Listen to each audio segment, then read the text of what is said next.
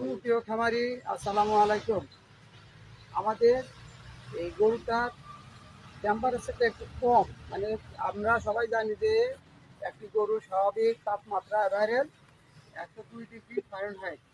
এই গরুটা প্রায় আছে 101 দুর্বলতার কারণে টেম্পারেচারটা কমে গেছে। যাই হোক, এই গরুকে আমরা এডি ভিটামিন এডি ইনজেকশন দেবো এবং সেই সাথে দিব হচ্ছে ডেক্সামেথাসোন অর্থাৎ ডেক্সাভেট। এতে করে আশা করি গরুর টেম্পারেচারটা স্বাভাবিকে চলে আসবে। এই হচ্ছে ডেক্সাভেট বা ডেক্সারেন।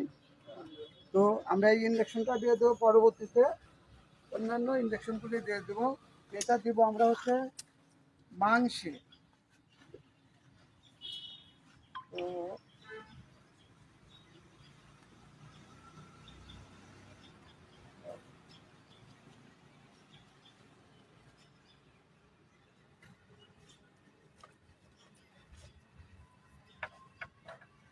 এখন হাওয়া থাকলে হাওয়াটা বের করে নিতে হবে, হাওয়া ভিতরে ঢুকানো যাবে না।